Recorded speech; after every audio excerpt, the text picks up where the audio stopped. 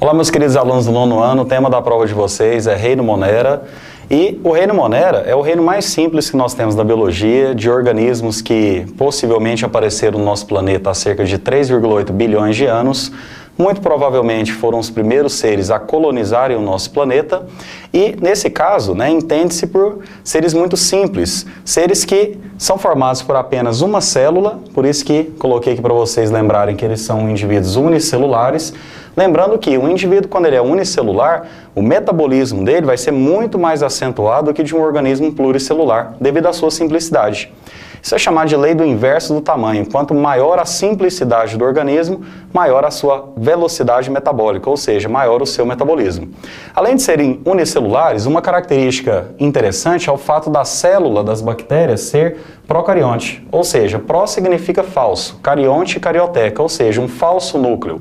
Na verdade, como você pode observar, o DNA das bactérias, ele fica espalhado no hialoplasma. Hialoplasma, que no caso seria o gel que preenche internamente essa célula, ou seja, o líquido preenchedor, que oferece sustento para as estruturas da célula bacteriana. Lembrando que somente os indivíduos do reino Monera, ou seja, todas as bactérias, sendo representadas por eubactérias, arqueobactérias e cianobactérias, é que tem essa célula procarionte. Lembrando que, à medida com que a evolução foi ocorrendo e os seres foram surgindo a partir das bactérias, o DNA foi ficando mais complexo e, logicamente, maior, com mais genes. Daí surgiu a necessidade da compactação desse material genético, que ocorre apenas em protozoários, algas, fungos, vegetais e animais, que são ditos organismos eucariontes, que não é o caso aqui das bactérias, que são os únicos indivíduos procariontes. Outra característica interessante é que as bactérias podem ser autótrofas quando produzem o seu próprio alimento, principalmente através da fotossíntese, mas existem aquelas bactérias que participam do ciclo do nitrogênio, que realizam um processo um pouquinho diferente, chamado de quimiossíntese, que resulta na mesma coisa. Tanto a fotossíntese quanto a quimiossíntese produzem glicose e produzem também o oxigênio. A grande diferença é que, por exemplo, uma cianobactéria, ela é fotossintetizante. Ela utiliza como energia a luz solar para ativar todo o processo de produção do seu próprio alimento. Enquanto que as eubactérias que participam do ciclo do nitrogênio realizam a quimiossíntese extraindo a energia de que necessitam para produzir o seu próprio alimento através de reações químicas inorgânicas, que seria a conversão dos produtos nitrogenados até a formação do nitrato, que pode ser absorvido pelas plantas como um sal mineral. Outra característica também é o fato de que as bactérias, elas têm, além da membrana plasmática envolvendo a sua célula, a parede celular. Parede celular essa que é secretada pela própria membrana plasmática. Lembrando que os vegetais também possuem parede celular, assim como os fungos, demonstrando assim um ponto de comparação com as bactérias, mostrando uma semelhança com esses organismos. Outra característica também seria a presença dessa dobra membranosa que recebe o nome de mesossomo.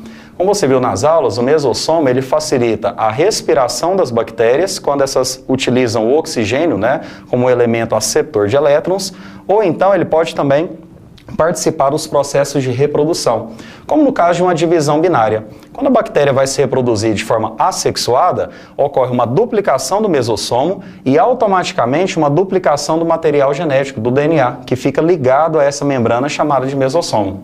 Depois da duplicação do DNA, a bactéria simplesmente se divide, dando origem a duas bactérias geneticamente idênticas, ou seja, clones. Esse processo ele pode ser conhecido com os nomes de divisão binária, cisparidade ou então bipartição. Mas lembrando que as bactérias também podem se reproduzir de forma sexuada, ocorrendo a troca do material genético e o ganho da variabilidade genética. Através dos ribossomos, que todas as células possuem esse organoide intracelular, a bactéria consegue produzir as proteínas que irão compor a sua parede celular.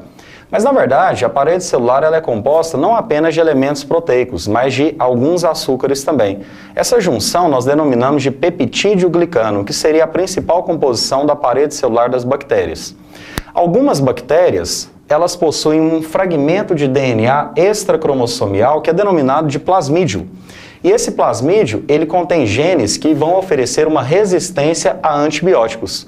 Lembrando que os antibióticos são medicamentos produzidos através de fungos, principalmente, e que matam as bactérias.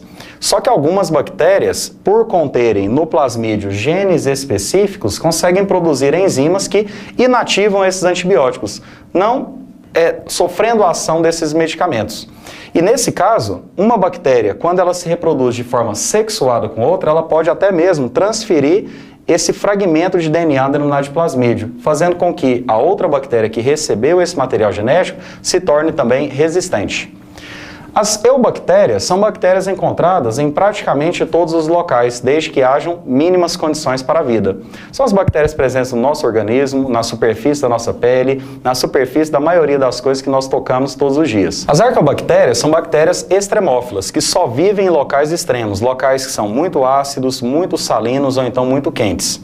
E as cianobactérias, juntamente com as algas, representam os organismos principais na questão da produção do oxigênio, principalmente a nível de ambiente marinho, também sendo encontrados em ambiente de água doce e até mesmo em ambientes lodosos, terrestres úmidos.